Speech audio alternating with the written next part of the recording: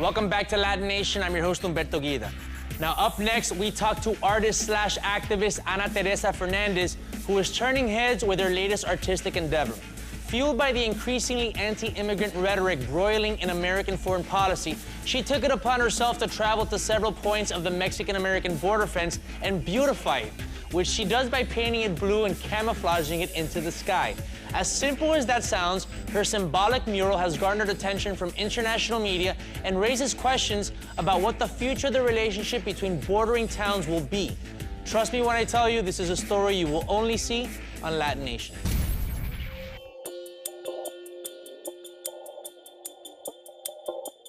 My name is Ana Teresa Fernandez. I'm a visual artist, and we are here in my studio.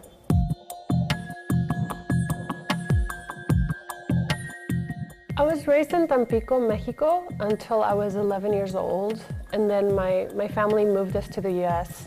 And so I actually grew up between two worlds, two languages. I find myself incredibly fortunate that I was able to swim back and forth so seamlessly across this border. And it was in 2011 where I saw that this area where people used to converge at the border, people all over from Latin America and all over the US, Canada and beyond, they would come here and meet sometimes after 20 years of being separated and embrace and touch and hug. Under the Obama administration, sadly, Friendship Park closed its doors, and so people were no longer able to touch. And that was, I think, one of the most heartbreaking moments for me, to witness how that separation occurred, where people were only able to see themselves across this metal mesh.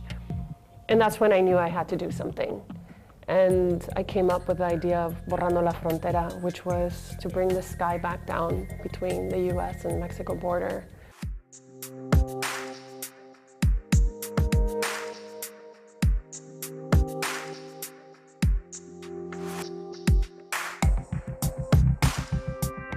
We hit 3 different states at the same time and perforated it with the sky, and we projected it at those 3 different locations worldwide, and just like sharing this thought of like not having a wall divide us.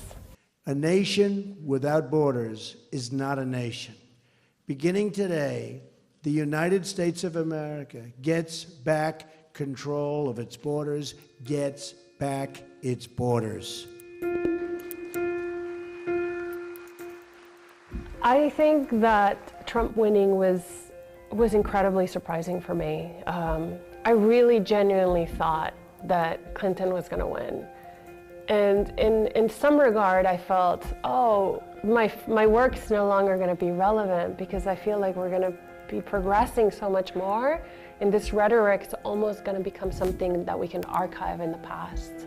All of a sudden, I felt like I was kind of putting my political hat away. But this kind of jolted me back, and if anything, I think it's the time where I'm feeling like I'm having to put my armor back on and really, really start projecting the strongest voice I can and talking about our rights.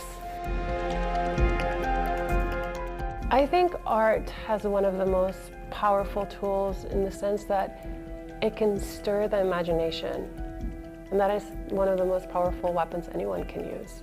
Because it is but the imagination that tickles wonder and awe and urges us to do something, get up and do change, and get together and unite and bring forth what we want to see happen.